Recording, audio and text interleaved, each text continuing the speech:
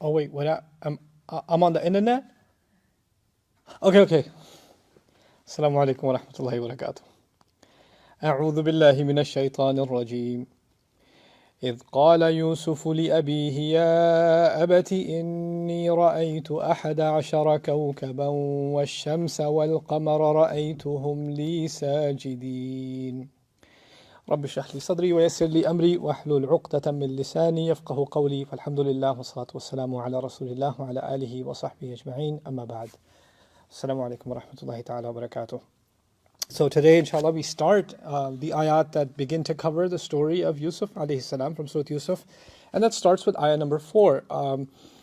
The thing to note about this surah is that the story is structured by way of scenes. So we're basically entering scene 1. And scene 1 is a very personal, private conversation that's happening between father and son. In fact, the son is the one initiating the conversation. And this conversation is happening behind closed doors. Nobody else knows about it. It's a secret conversation. And by the way, whenever we reach the end of a scene, I plan on reading the Bible's version of this story with you guys and then stopping at every point and contrasting it with how the Quran describes this story so that you guys have a side-by-side comparison also not just of what Allah is saying, but really what was known before the Quran came, how people thought about this story before the Quran came, and how the Quran, reconstructed really and redesigned our thought process about this story and what to focus on and what not to focus on. So we're going to see that contrast, inshallah, every time we get to the end of a scene. So this ayah and the next ayah and the ayah after that, those 3 ayat together are one scene. So we're in part 1 of scene 1. But that's going to go over a couple of days, inshallah. When we finish that scene, then we'll compare it with the Bible and then move on. And we'll keep going that way, inshallah. But anyway, so إِذْ قَالَ يُوسُفُ لِأَبِيهِ, the story begins when Yusuf said, Allah says, when Yusuf said to his father, Ya abati, my beloved father, إِنِّي رَأَيْتُ أَحَدَ عَشَرَ كَوْكَبًا. It is certainly I who has seen 11 stars, وَالشَّمْسَ and the sun, وَالْقَمَرَ and the moon, رَأَيْتُهُمْ لِي سَاجِدِينَ. I saw all of them performing prostration, meaning bowing their heads on the ground for me. And I translate this as for me, not to me. Inshallah, you'll see why a little bit later on in the session today. So now the story begins. We weren't told a moment ago who Yusuf is, who his father is. We know nothing else. We went straight into his name. And right into his name, we're getting into the story itself. So the Prophet himself is hearing about Yusuf alayhi salam, arguably, for the first time. I mentioned to you this was the year of great sadness for the Prophet alayhi salam. One of the coolest things about this, and I also mentioned in my introduction, that it's like our messenger sallallahu is being introduced to Yusuf alayhi salam for the first time in this story, and in such a profound, elaborate way. Every scene is unraveling something about this Prophet he didn't know about before, captured in the words, وَإِن كُنْتَ مِن قَبْلِهِ لَمِنَ الْغَافِلِينَ. What's remarkable is soon after this, in the life biography of the Prophet sallallahu alaihi wasallam, was the journey of the ascension, the mi'raj, the night journey and the ascension. And in the ascension, he met with all the prophets, and he met with Yusuf alayhi salam. So he heard his story in his own year of triumph, or in his trial rather, and difficulty, and soon after he actually got to meet with him in person in the heavenly journey that is described in that moment, momentous occasion. So it's first Allah introduced him and then he had him meet with him in person. SubhanAllah, what that meeting must have been like. But anyway, إِذْ قَالَ يُوسُفُ لِأَبِيهِ, when Yusuf alayhi salam said to his father, this takes us back to something Allah said before. He has the best way of telling stories. He tells the best of all stories, and only He can. Because there's no way anybody could have been inside that room hearing this conversation, and now it's being repeated thousands of years later to the Prophet ﷺ as if there was a video camera inside. And this moment is being captured and then relived in the words of the Quran given to the Prophet ﷺ. Shaykh Suhaib and I were talking earlier today, and we also came to the realization that we didn't bring up something about naqussu, that we tell the best stories. I told you 3 implications. But the fact that that's in this surah is actually even saying we're telling this particular story in the best way that it can be told. And this is the best of all stories that can be told Meaning the Quran is full of stories, but in Allah's estimation, this takes the top place among all the stories in the Quran. And it begins with this place. Now, what's remarkable about this is it's not a father talking to the son, which is what you expect, like in Surah Luqman. إِذْ قَالَ لُقْمَانُ لِبْنِهِ يَا بُنَيَّ لَا تُشْرِكْ بِاللَّهِ. When Luqman said to his son, my son, don't do shirk with Allah. Or أَمْ كُنْتُمْ شُهَدَاءَ إِذْ حَضَرَ يَعْقُوبَ الْمَوْتِ إِذْ قَالَ لِبَنِيهِ مَا تَعْبُدُونَ مِنْ بَعْدِي. When Yaqub said to his children, what are you going to worship after I die? Typically you find when there's a conversation between parents and children, the parent is initiating the conversation, wanting to have a conversation with the child, guiding the child in some way. But here you find the reverse. You find the child initiating conversation, approaching the father and speaking to him, which is a very powerful starting point. Because in every scene that's being described here, there are lessons embedded. Here we are learning a profound teaching of the Quran about the kind of relationship that should exist between parents and children. And in general, parents and children, and I would argue in very much more specific, between a father and his children, whether they be sons or daughters. So much so that a child should be able to feel comfortable talking about anything with his dad. Anything. And they can just approach them, or their mom for that matter. But anything that went on with them, they don't think, well, they're going to get upset with me, or they're going to think I'm crazy, or they don't want to hear this. They'll want to go and talk to them. Because they know mom or dad are going to be a really good listener. They're going to pay close attentive attention. Because what happens often is children talk and we're not really listening, right? And our kids, when they're younger, they love talking. Like when you pick them up from school and you're driving home, you know what happened today? My shoe, I stepped in mud, and I was like, ew. And then I cleaned it up. And then, and you're like, uh-huh. And they know you're not really listening, but they still keep talking anyway. And then one time, one of my sons, Ahmad, he was really into describing video games, and he's talking about this character and the upgrades you can get, and the ender or whatever. Oh my God, it was so complicated. And I'm really trying to pay attention. And I told him, Ahmad, I'm really trying to pay attention, but I have no idea what you're saying. And he said, I know, but I'm going to keep going. And I was like, okay. He wants to talk to his dad. He wants to express. So there can be moments where our children really want to communicate with us. But the problem is when we are on our phone, or we're driving, or we're doing something else, and we're kind of hearing but not really listening to what they're saying, they pick up on that. Because there's an age in which our children are in desperate need of our attention. And they're not just saying what they're saying, there's something behind it. There's something else going on. And if you're just like, he saw a dream, but there was something behind it, right? So a lot of times our kids will say one thing, but attentive listening parents are going to hear that one thing, but they know there's something else behind it. If a child is acting up in a certain way, or they're usually not disrespectful, or they're usually not in a bad mood, or they're usually not easily agitated or something like that, and all of a sudden they're really aggressive, or they're acting agitated, or they don't want to eat their food, or something like, or they say a comment or they take a tone you don't normally see them taking, then you should pick up on not just, hey, that's not how you talk, show some respect. There's that, but there's something more behind it. What's going on? What happened today? Tell me what happened in school. Did somebody say something? Let's just open up. And you don't even have to get it, turn into an investigator.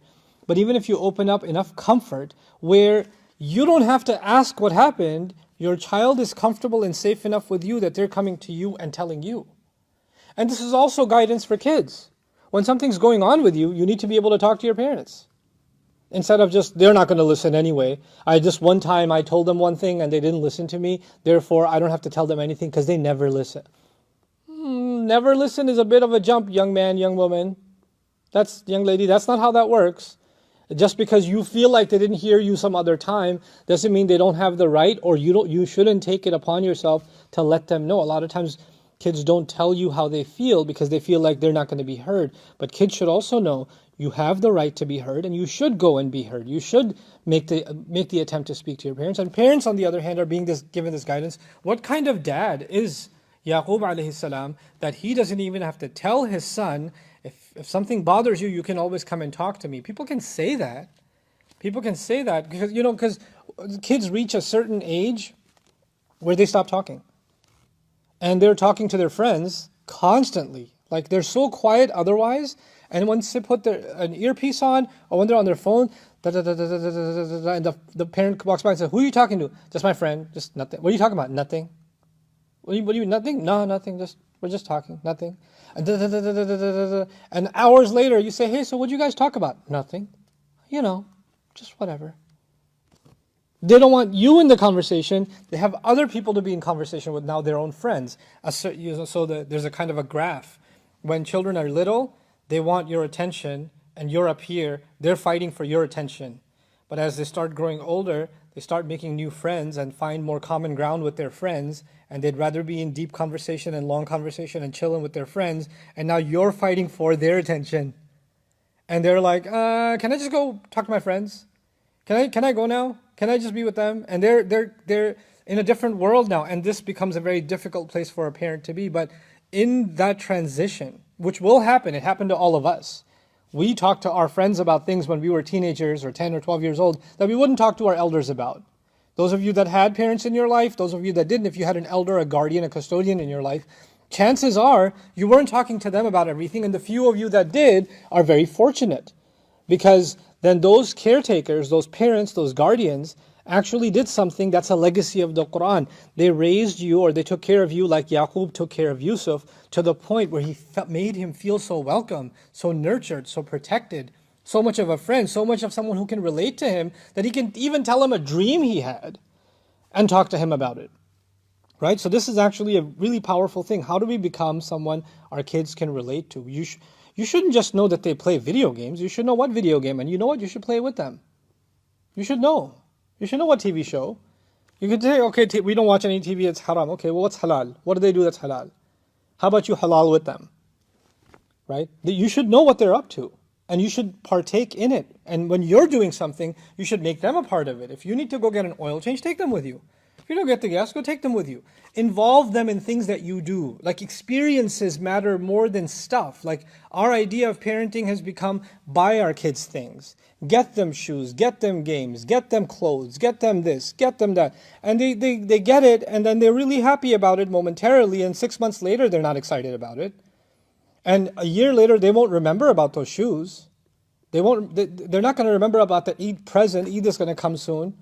They're not going to remember about the Eid present 5 years from now. But if you give them experiences, if you spend a certain kind of time with them, you guys went somewhere together, you guys sat and talked about something, you did something together, those moments can become like pillars in a child's life.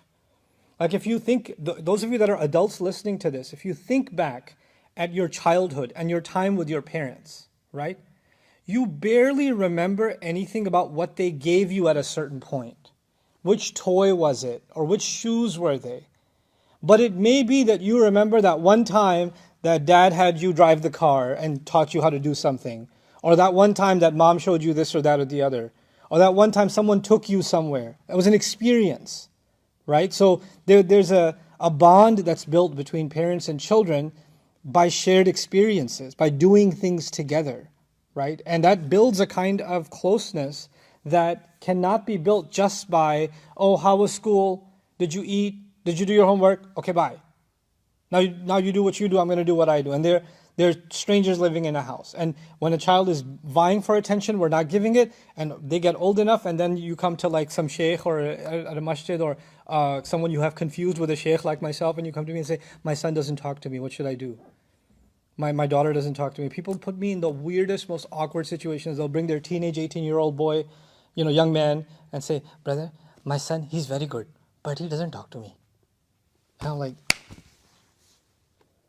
first of all, you're embarrassing him, because he hates me right now. And you think that you embarrassing him like this is going to make that work out. Like, you really don't know your kid. Like, you really don't understand what's really happening here. This is not how you correct the situation.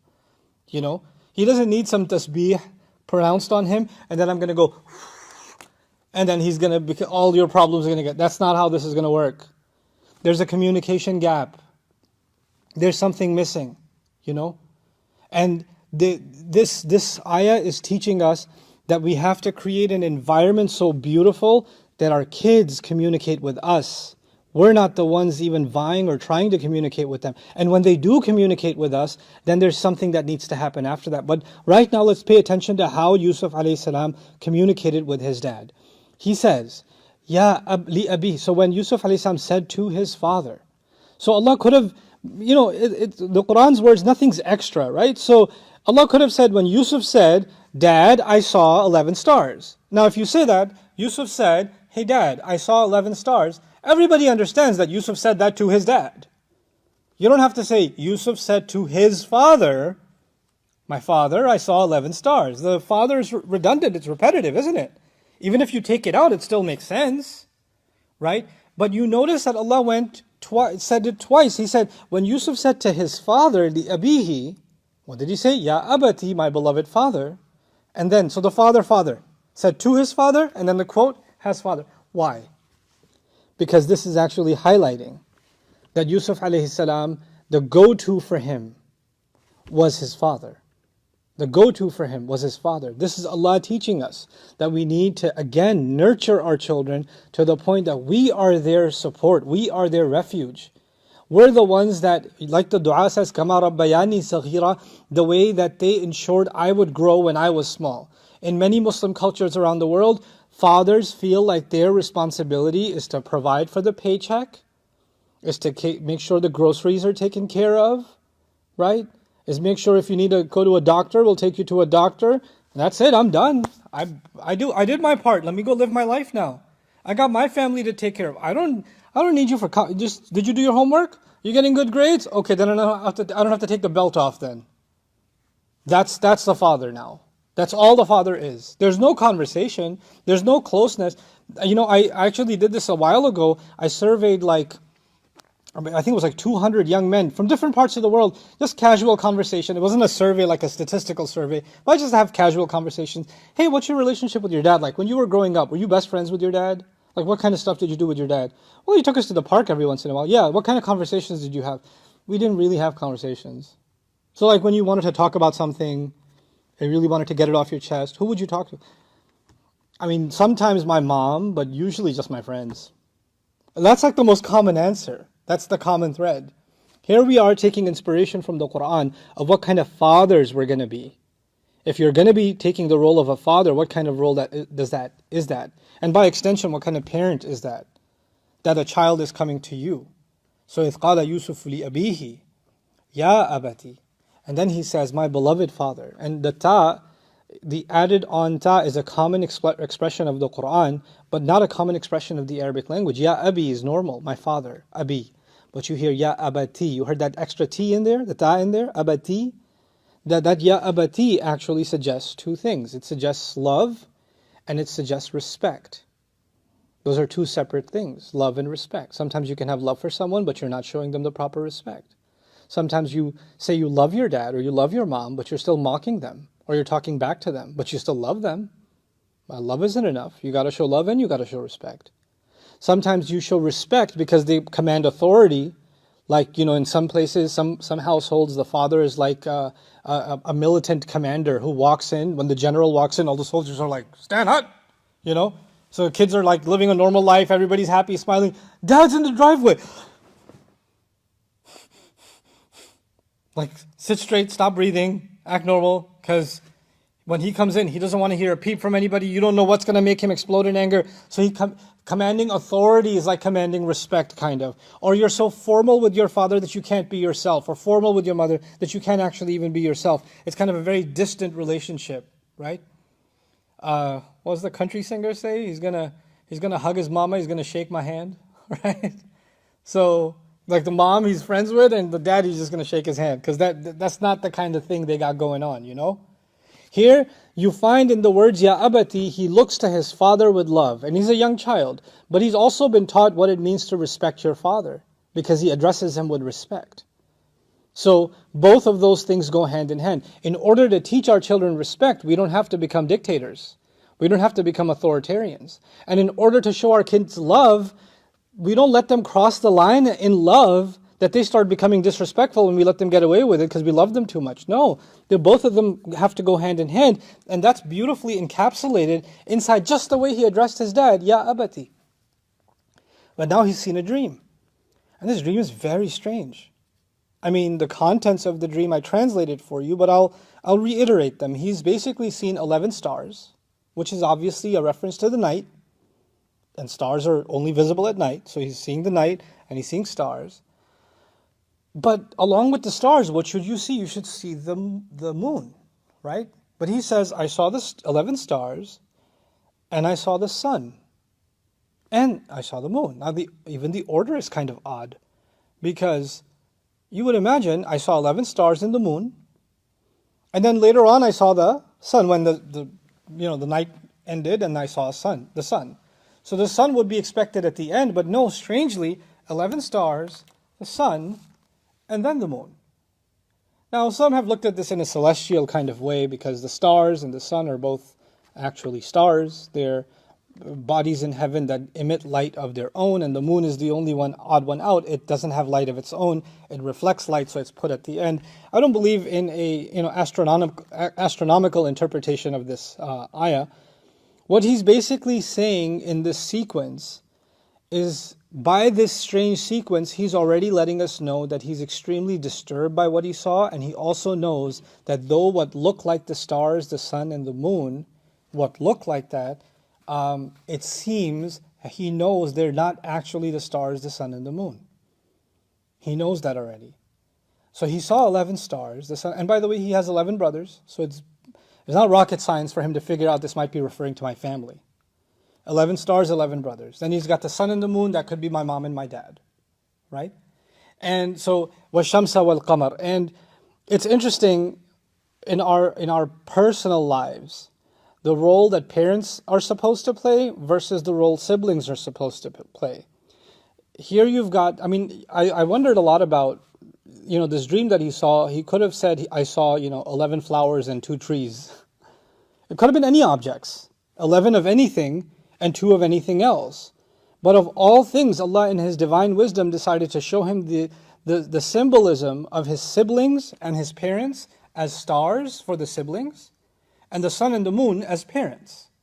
And we know that in the surah, images and symbols are important. 7 cows are important. 7 tall stalks of grass, or of corn, of grain, that's important. The images that are going to occur in this surah are significant. So this image itself is significant. And Allahu A'lam, these are some of my own contemplations on what this might signify, but Allah knows best. Stars for the night sky are a source of beauty. They also might be a source of guidance and comfort, because stars are a means by which people are guided, navigating stars, right? So stars are, and that's only for people that are on a journey, that they might need advice. And it's kind of like our relationship with siblings. We may not depend on our siblings, but there may be times in our life where we need some guidance from a sibling, right? And they're not a need of ours, but they can be one at times. And a sibling should be someone that beautifies your life. They beautify your life. And when you look up at the sky, they're there. Meaning you're not on a day-to-day basis necessarily dependent on your siblings, but they are a part of your life and they're always there. Like you're always there for your siblings, even though one of you moved to Karachi and the other one lives in Australia or whatever, and you've got your own lives. But if there's a moment of need, you're going to be there for each other, right? So it's kind of like this relationship we personally have with the stars, right? But the sun and the moon play a daily role in our lives. The sun and the moon are actually fundamental to our survival. I had actually Sammy look into and search for me even the role of the moon, because obviously the moon affects the tide on this planet, but the tide is directly tied to regulating the temperature on this planet. Otherwise we'd end up in another ice age. We'd end up in another, it warms the poles because of the movement of the tides. So the tides so it's a big part of the sustainability of life on this planet is the way that the oceans function, and the ocean's function is directly tied to the different phases of the moon. Obviously, arguing the importance or the necessity of the sun is not something I'm going to do in this lecture. You guys already know that, how important the sun is for our survival. As if to, and it's not to say which one of these. Is the sun the mom and the moon is the dad? Or is the sun the dad and the moon is the mom? We could have our own theories about that, and it could go either way. There are arguments for both. But it's interesting that if you just contemplate the sun and the moon, you get something else. The sun, the earth revolves around it. But the moon revolves around the earth. Right? So we're revolving around the sun, and the moon is revolving around us. Right? And it's kind of like the two dimensions of the parental relationship. You've got us at a certain age where we are running to them, we're coming to them for care. And then our parents, as they age, they go through different phases, but they start becoming in some ways more dependent on us. And they start turning more and more towards us, and they're in need of us. Right? And they, in some sense, may even revolve around us. But regardless, even when they come to us, we're the beneficiaries. We're actually the ones. The moon isn't benefiting from the earth. The earth is benefiting from the moon. So the sun and the sun and the moon are actually these fundamental parts of our life. Also, the sun and the moon are important in the Quran because our relationship with Allah, it revolves around worship. And worship is basically two things. Worship either goes by the position of the sun, like the 5 prayers, right? They depend on the sun. And our worship depends on the sacred calendar, like Hajj or fasting. And that entirely depends on what? The moon. So you know how at home, if you want to keep track of time, you've got a clock and you've got a calendar? The clock is for your day and the calendar is for your month, right? Well, Allah put in the sky a clock called the sun, and He put a calendar called the moon. So our entire lives are organized by this clock and this calendar. Those are the two things we keep track of our time with. That they inform how we're going to live our lives. And this is maybe even suggesting what kind of a powerful influence parents have on the lives of their children. No conversation you have with your child is insignificant.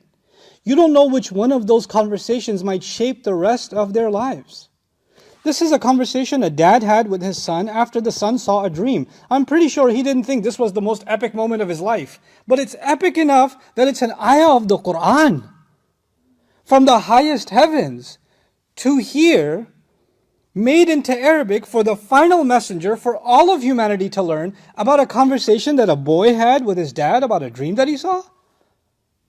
That's pretty amazing. Historians won't write that in their books.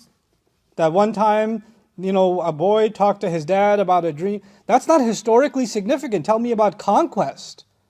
Tell me about the great empires. Tell me about their monuments. That's history. This isn't what history looks like, but this is history coming from the heavens. What is important that nobody else could see was important. And so, what that teaches you and me is no conversation we have with our children is insignificant. None of it should go without our notice. And we should know that the one in the highest heavens is watching that conversation, just like He was listening in on that conversation. And Allah made it a point to recount that conversation thousands of years later to the Prophet ﷺ. إِذْ قَالَ يُوسُفُ لِأَبِيهِ. It also tells you something else. When kids speak, it's important to Allah. Because here's a kid speaking and Allah listened and He put it in the Quran, right? So kids' words are important. Paying attention to children and what they're saying is important. Being good listeners to our children is important because Allah made it important. So these are just powerful lessons embedded inside just what Allah says about إِذْ قَالَ يُوسُفُ لِأَبِيهِ يَا أَبَتِ. So now let's get to the meat of it. Inni, certainly I, no doubt about it I. When you say no doubt, inna izalatu shak, adatun li izalati shak, the purpose of inna is to remove doubt. The fact that Yusuf alayhi salam is coming to his dad, who clearly he has a beautiful relationship with. He talks to him openly. And he says, Dad, for real, seriously, I really did see 11 stars. I actually really did see them. As if he's saying something that's hard to believe. And in his mind somewhere, maybe when I say this, Dad's not going to believe what I'm saying because it's too crazy. It's too much. Why would Dad even believe me? But there's another side to it. When children experience something shocking, then they add words like really. No, but that really happened. You know what really happened? No, seriously though. No, that's what happened. And their eyes bulge out, they're excited. So there's a tension, there's a stress in the way that Yusuf alayhi salam is speaking, captured inside inni. You see the i'rab of it. Inni is, harf nasiba. And it's and the damir muttasil is the ismu inna, and that's the mubtada, and ra'aytu is the khabar, and it's a jumla fi'liya fi mahalli rafa. We could do that too, but that's just the grammar. But beyond the grammar is the actual natural language. I actually did see this, Dad. What did I see? And before he says it, he made sure he let his dad know that he loves Dad and he respects Dad, right? Ya abati? Because he knows what he's about to say might sound disrespectful. And when you read the Bible version, you'll see that in their version, the father actually got offended. What'd you just say? Oh, we're going to do sajda to you? Like they actually have that interpreted. That's in their version. But we don't have that here. He's already preempting that, Dad, I don't mean to sound disrespectful at all, but I saw this, I don't know who else to talk to. What that is teaching us is, sometimes you gotta have, as a child or in any close relationship, sometimes you have to have conversations with your loved one, especially a parent, but it could be a spouse or sibling or whoever. You gotta have a conversation with them that might get you in trouble because it sounds bad, but you have nowhere else to go. You gotta talk to them.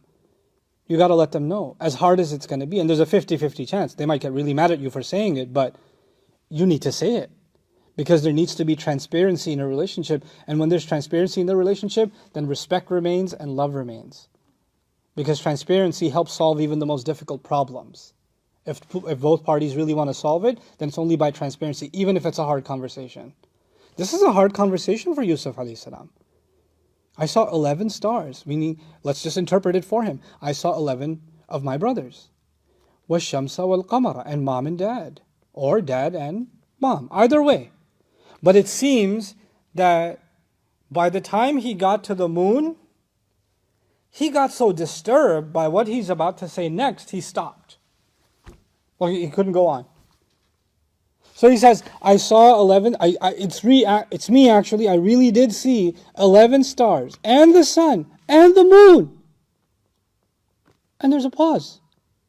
And then he says, رَأَيْتُهُمْ, I saw them. I saw them. Now why? You already said I saw.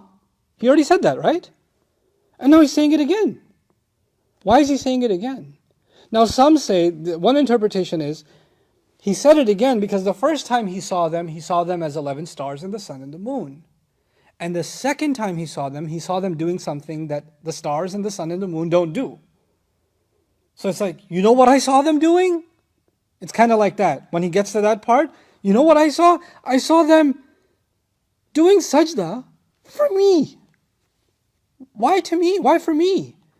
So he gets to the part that bothers him so much because it's so out of the ordinary that he starts over. That's one interpretation. That it's the part that was unusual. So it's as if there are two visions. One vision of the regular celestial bodies, which I argue, I don't buy it so much because if it was just a vision of the regular celestial bodies, he would have said 11 stars and the moon and eventually the sun. But he said 11 stars, the sun and the moon. So that order itself gives it away. If you can see the sun, you can't see the stars and the moon. Because the sun blinds those two. So he knows they don't really represent them in their original form. Something else is happening here. But there is one thing to note here. When someone is doing sajda before someone, yeah? Or someone's bowing in the presence of someone, don't they have to be close to them? Like that's a very close thing. But the stars and the sun and the moon are not close. They are what? Far away. He's already bothered by the fact, I think that there's going to come a time in my life maybe that I'm going to be really far away from my brothers.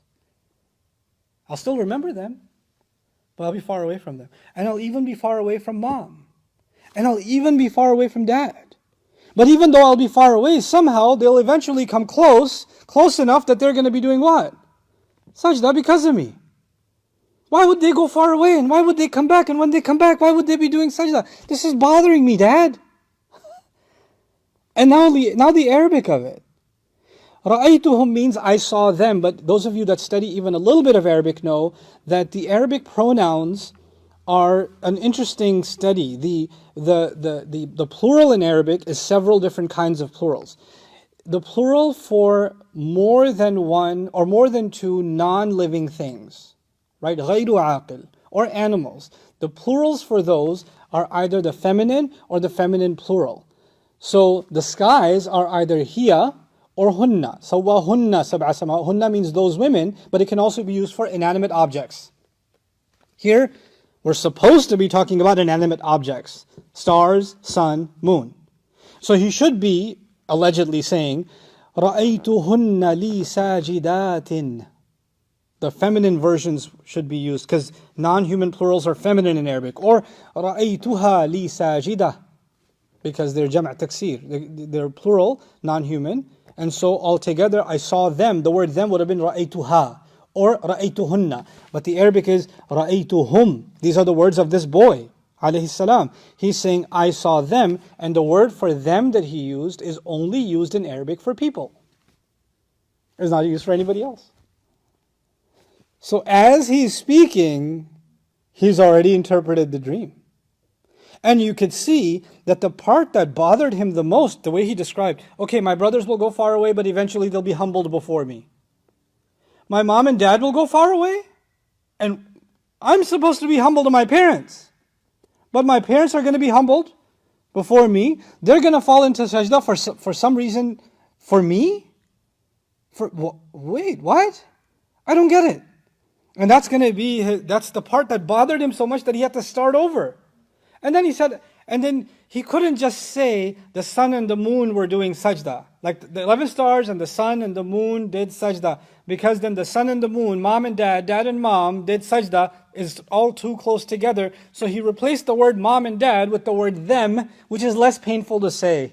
Because it bunches the part that bothers him less and the part that bothers him more together. It's more digestible for him to get that out. And he says, I saw them doing sajda. Then there's the matter of the sajidina, the una, ina. Those of you that studied a little bit of grammar with me, and if you didn't, I encourage you to do it on Bayina TV. Do a little bit of the dream program. If a plural has una or ina at the end, generally speaking, that's for people, including men and women.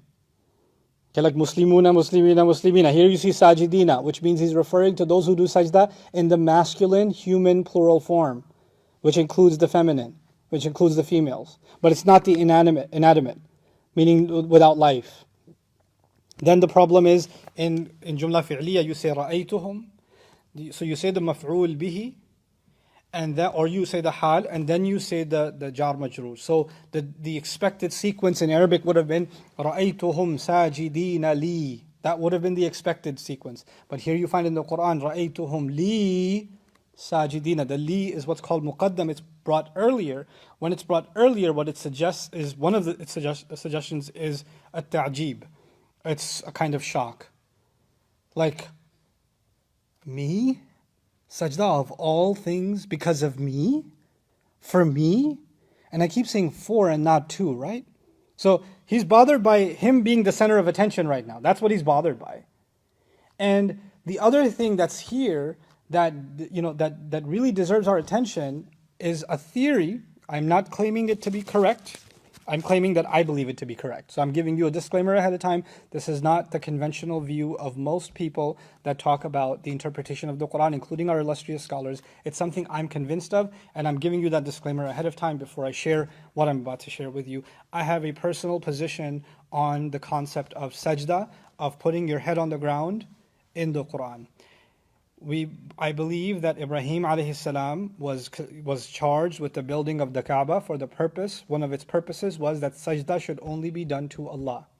Because when he gave him that house, he said, أَن طَهِّرَ بَيْتِيَ, that you should purify, you and Ismail should purify, both of you should purify my house, لِلطَّائِفِينَ وَالْعَاكِفِينَ وَالرُّكَّعِ السُّجُودِ.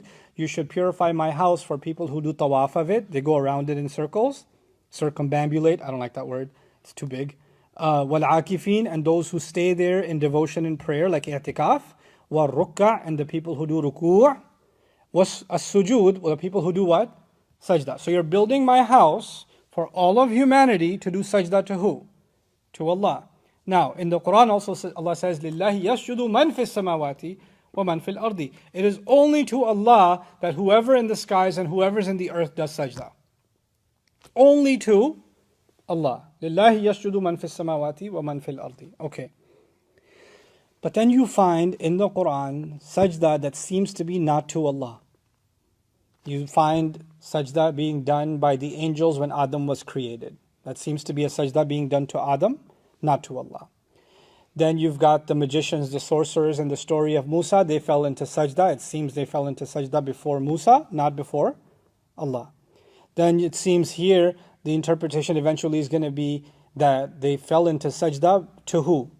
To Yusuf, not to Allah. But I already said Ibrahim alayhi salam built the Kaaba for sajda only to be done to Allah. And Allah says, only to Allah does everyone in the skies and the earth does sajda. To me, the problem is easily solved. I believe Ash-Shinqiti rahimahullah in his tafsir has commented on this issue also, and it's more in line with what I'm saying, though my position on this came before my reading of Ash-Shinqiti, so I'm not using him as validation, but it is, I believe, mentioned in his commentary. And that is that the lam can be used for illah. And what that means is, the magicians fell into sajda in the story of Yusuf, not to Yusuf, but because of Yusuf. For Yusuf, meaning for what Yusuf did, they saw the magnificent power of God and they fell into sajda. When you study sajda as a theme in the Quran, you will find whenever something miraculous happens, people are so overpowered by God's mighty plan or God's ability to and power over all things that they basically collapse.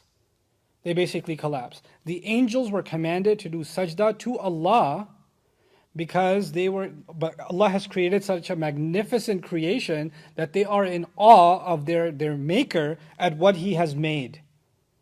You know, Pakistanis will understand this easily. If y'all ever win a World Cup, then we fall into sajda because it's a miracle. Let's just face it, that was divine intervention. So when something incredible happens, you fall into sajda and it's always to Allah. It's when they saw the divine plan come to fruition, they were humbled before Allah because of Yusuf, for Yusuf, but not to Yusuf. That's why I'm saying for. So I don't believe that these sajdas happen to them. Now in tafsir literature we find people saying this is sajda to takreem, that before Quran it was okay for you to do sajda to other than Allah out of respect. So that's that opinion, right? But I did not find a single authentic hadith attributed to the Prophet ﷺ, nor do I find anything in the Quran explicitly that compels me to accept that view. So there's nothing blasphemous about, not accepting that view. And finally, why did I bring up Ibrahim alayhi salam? Because Ibrahim alayhi salam taught his children Islam, and he was the one who built the Kaaba. So he taught his children Islam, and he taught them how to do sajda only to Allah, yes or no? Why would he build the Kaaba, and then he teaches kids, by the way, you can do sajda out of respect to others too sometimes? Doesn't make any sense. The Kaaba is built so you do sajda towards it. That was its ultimate goal. We are the religion of Ibrahim alayhi salam. That religion restores the place of the Kaaba. So I have a hard time thinking that Ibrahim alayhi salam had a different version of the worship of sajda in which sajda to someone other than Allah was possible. And later on, after the Prophet ﷺ, that was expired and now you can only do sajda to Allah. I have a hard time accepting that as a logical thing. And Ibrahim alayhi salam teaches his son Ismail and he teaches his son Ishaq. And I'm pretty sure, even though those two kids are from two different moms, he teaches them the same Islam. And Ishaq is younger. Which means the Kaaba is already built. So he's teaching Ishaq the same Islam, right?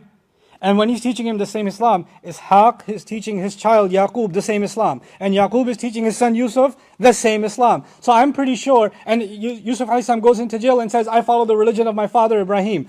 It's the same Islam in which sajda is only done to Allah. And there was a house built for that purpose. There was an actual house built for that purpose.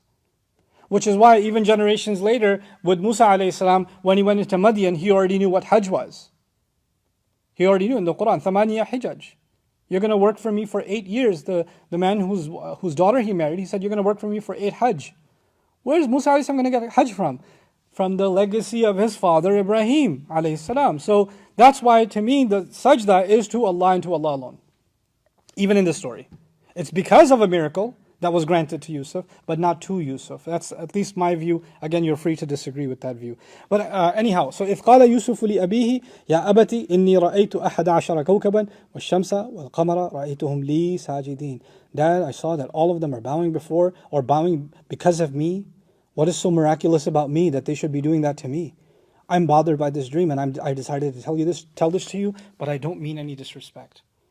I don't mean any disrespect. Now, he's going to say this, and what's remarkable is that later on in this story, there's a king, and the king is a pretty VIP guy.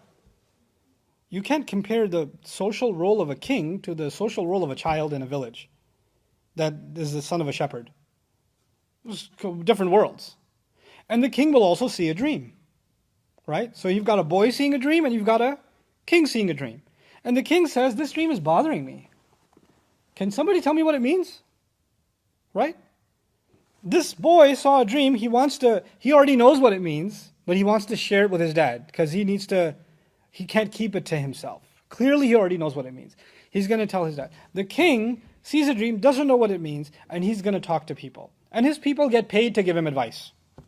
They're on a salary to give, and they've got a pretty high position to be his advisors and counselors. Right? But the response they give him is, ajdathu ahlam. I mean, you probably had too much spicy food last night. This is just, jumbled thoughts. We can't interpret that. I mean, you're our king, and we're supposed to, go with everything you say, but we're not going to inject ourselves with disinfectant. No, I'm kidding. We're going to go with everything you say, but what's ridiculous is ridiculous. This doesn't mean anything. But a father is much more in a position to say to his son, it was just a nightmare. It's okay. Just here, drink some chocolate milk. The dad's not doing that. The dad's actually attentively listening. And the way in which the father responds to his son, it's mind-blowing. And that's actually what ayahs number 5 and 6 are about. The father actually has 2 responses. And we're going to spend 1 day on each response. He has 2 things to tell his son in response to this dream. 2 things. And we're going to pay attention to each one of them to understand some of the dynamics of the relationship between Yaqub alayhi salam and Yusuf alayhi salam. So with that, inshallah, I conclude our brief discussion of ayah number 4. بارك الله لي ولكم في القرآن الحكيم ونفعني وإياكم بالآيات والذكر الحكيم. السلام عليكم ورحمة الله. Sweet dreams, but pray tahajjud.